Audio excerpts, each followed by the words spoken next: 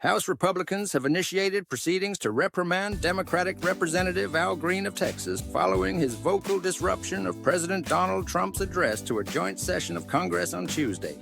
The disruption has sparked controversy and led to a resolution introduced by Republican Representative Dan Newhouse of Washington, which seeks to censure Green for his conduct. Newhouse, one of the two remaining House Republicans who previously voted to impeach Trump over the January 6, 2021 Capitol attack, introduced the resolution on 5th of March 2025. The measure was filed as a privileged resolution, meaning that the House is required to vote on the matter within 2 legislative days. The resolution states that Green's actions constituted a breach of proper conduct and warrant formal condemnation. Efforts by House Democrats to dismiss the resolution were unsuccessful. The attempt to table the measure was rejected along party lines, with 209 Democrats voting in favor of dismissal and 211 Republicans opposing it. Additionally, 1 Democrat chose to vote present. As a result, the censure resolution is expected to reach the House floor for a vote as early as 6th of March 2025.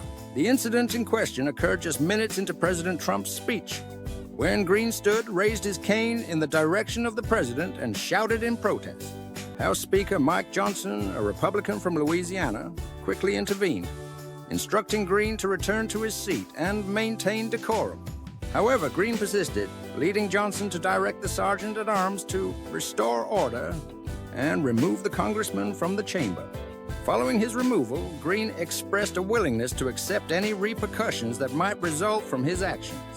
He stated, "I'm not fighting the punishment," and reaffirmed that he bore no resentment toward Speaker Johnson, the sergeant-at-arms, or his fellow lawmakers who supported the resolution against him. He maintained that his protest had not been premeditated, but rather emerged spontaneously in response to Trump's remarks.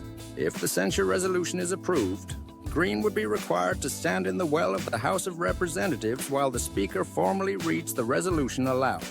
This symbolic reprimand is considered one of the more severe forms of congressional discipline, second only to expulsion. Meanwhile, the conservative House Freedom Caucus has also announced its intention to introduce a separate resolution to censure Green, underscoring the strong Republican opposition to his conduct. Speaker Johnson has firmly supported disciplinary action, arguing that Green's actions were an unnecessary display of defiance. He should be censured, Johnson stated after the incident, further remarking that Green made history in a terrible way. Johnson went on to suggest that if Democrats wished to portray a 77-year-old heckling congressman as the face of their opposition, they were free to do so. But such behavior would not be tolerated in the House chamber. During a House debate on 5th of March 2012, Newhouse characterized Green's actions as one of the most shameful acts that I've ever seen on this floor, while emphasizing that his support for censure was not a personal attack against Green. He further noted that in his nearly 10 years in Congress, he had never before witnessed a sitting member being physically escorted from the chamber under the Speaker's direction. Despite the impending reprimand, Green remained resolute in his position. After walking over to shake Newhouse's hand, he addressed the House in his defense, stating that his outburst was driven by strong convictions rather than uncontrolled emotion. He explained that he had been particularly angered by Trump's assertion of a political mandate and felt compelled to speak out against potential Medicaid cuts that could negatively impact his constituents. The president indicated that he had a mandate. "I said to the president, 'You do not have a mandate to cut Medicaid. I have constituents who need Medicaid.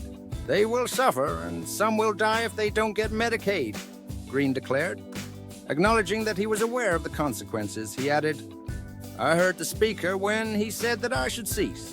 I did not, and I did not with intentionality. It was not done out of a burst of emotion. I was emotional about it, but I did it with intentionality.'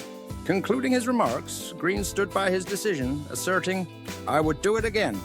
As the House prepares for a formal vote on the censure resolution, Green's actions and the Republican-led response continue to fuel debate over decorum, protest, and discipline within Congress.